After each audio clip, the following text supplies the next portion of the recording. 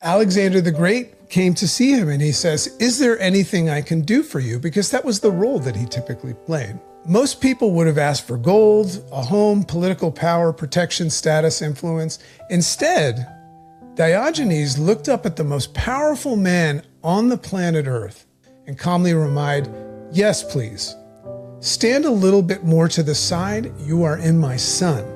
That's it. That's all he said. No fear, no flattery, no performance, no desire to impress. Just one simple request. Move. You're blocking my sunlight. Makes sense. So great morning world, great morning humans. Welcome to another edition of the Make Sense with Dr. JC podcast. I am your host, Dr. JC, otherwise known as the Dragon, and I would like to welcome you to the uprising of the sleepwalking masses. Today's conversation is about this premise. Nobody can control somebody who needs nothing. So today's conversation is called The Indifference of the Invincible. So here is just a super, super cool quote, and I'm pretty sure it's mine, but it probably isn't. But today, until somebody proves me wrong, there's a lot of people out there that like to do that. So here it is. The most powerful man in the world has zero power over a man who wants nothing from him. So over 2,300 years ago, one dirty old philosopher demonstrated the level of freedom so profound that it left the most powerful man on earth questioning everything that he thought and he knew about greatness. And that person, that individual's name, for those of you that study up on that stuff, was Diogenes. So check this out, dig on this. At the time, Alexander the Great, at this time of Diogenes, Alexander the Great had conquered nearly the entire known world. I mean, this guy was a badass. Kings bowed before Alexander the Great. Nations feared him. You didn't want to piss off Alexander the Great. He possessed unimaginable wealth, command, and vast armies that he had. And he held more influence than perhaps any man alive at the time. In fact, I would go as far as saying that there is no such person for a long time. And I know that some egos would probably think differently about that. There's no such person that has the power that Alexander the Great had. So whenever somebody had the opportunity of meeting Alexander the Great, somebody that had that much power over everybody, people would rehearse what they would say if Alexander the Great stood before them. People would actually rehearse what they would say. They want to mess it up. So they would dream of the riches that they might ask for, the titles they might receive, the opportunities that they might gain. Can you see where we're going with that? I want you to start thinking about who's your Alexander the Great. Then Alexander decided he wanted to meet one day, and this is the way the story goes, and it's just a story, but it's cool. The lesson's awesome. Alexander the Great decided one day he wanted to meet this strange philosopher that everybody was talking about, and that was Diogenes. So when he arrived, and keep in mind what Alexander the Great is used to all the time, the kind of attention and people kind of just bowing to him. When he arrived, he didn't find a man living in a palace.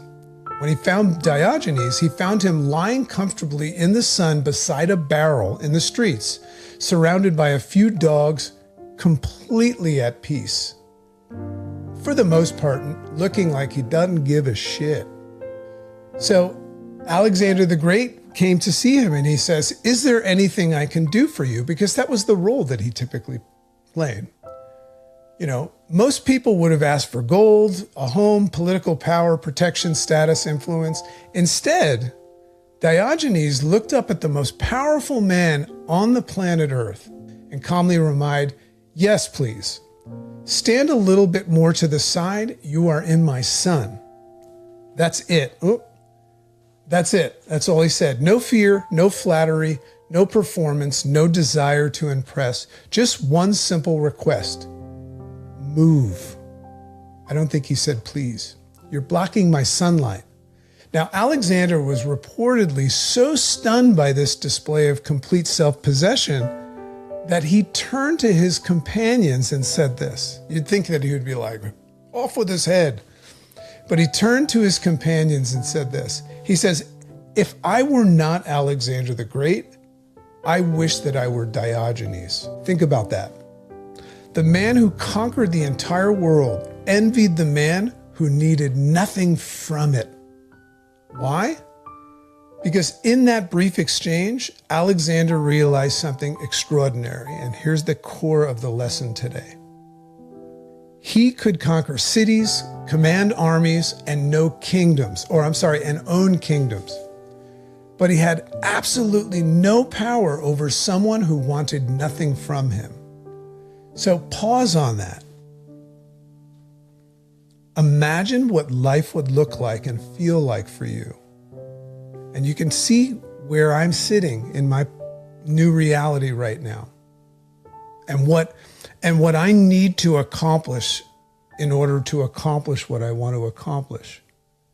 Not just beat this thing, but have it be a catalyst and a vehicle that moves me to a whole new place where maybe I can express the highest form of self-actualization and pay forward and serve humanity. So this brings us to one of the most misunderstood words in our entire language. And that word is indifference.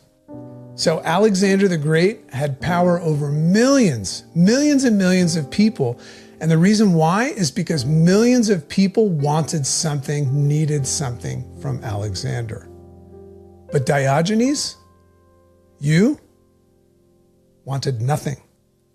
Therefore, Alexander possessed nothing Diogenes lacked. That's freedom. So today, I want you to ask yourself a simple question. Who is your Alexander? Maybe it's your boss, your parents, or even your spouse or your children. Maybe it's money, maybe it's politics or social media. Maybe it's even your past or your future. Maybe it's the opinion of people that you'll never even meet. Maybe it's the opinion of the people. That's what's funny about social media, that don't matter, you'll never even meet. Or maybe it's the version of yourself that you keep trying to impress. Whatever immediately came to your mind when I said, who is your Alexander? That's where your work might want to begin. Because here's what I've learned. The world will always try to negotiate for your attention, and you can see it. Advertisers, algorithms, politics, fear, news headlines, old memories try to get our attention. Imaginary critics. Remember, we give our critic in our mind a name. And even friends that are trying to help fix and cure my cancer. This is a fascinating one. Nobody calls me and asks if I have a plan and a protocol that I'm happy with for my recovery. They suggest, and it comes from a great place, they suggest the one that they like as if it's the only one. And they don't understand that I'm hearing that from hundreds of people. And if I were to say, thanks, but no thanks, they would probably be insulted and maybe even perhaps feel sorry for me as I am now going to die for not listening to them. How fucked up is that? They all want my currency. We all want each other's currencies. And I get it. And you know what? I appreciate it. I have the ability to appreciate that people want to help me, even if I don't need help. Remember the scenario of the fireman that's called to get the cat out of the tree, and he goes to get the cat, and the cat's like, dude, I'm just climbing a fucking tree. I didn't ask to be saved. People unconsciously all want to stand in one another's sun. By the way, your job is not to fight every distraction. Your job is to stop renting your peace to the things that were never worthy of it. Alexander conquered the world. Diogenes conquered himself. That's what I'm working on. History remembers both men, but only one of those men was truly free. There's your choice. So here's the question that I'll leave you with today. What are you still asking the world to give you that you've had inside you all along? Because the day that you stop negotiating your own peace is the day that nobody can buy it, steal it, or control it. You're going to stop the auto pay, the collection agency. And the day that you become all of those things is the day that you become unfuckwithable. So the message is protect your currency. Stand in your own sun.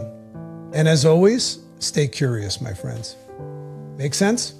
Do me a favor, hit subscribe and like the video if you're vibing with this. It helps us reach more people who need to hear this message. Share this with a friend and comment with a topic that you might want to hear in future episodes. I want to make sure that we're talking about things that matter most to you.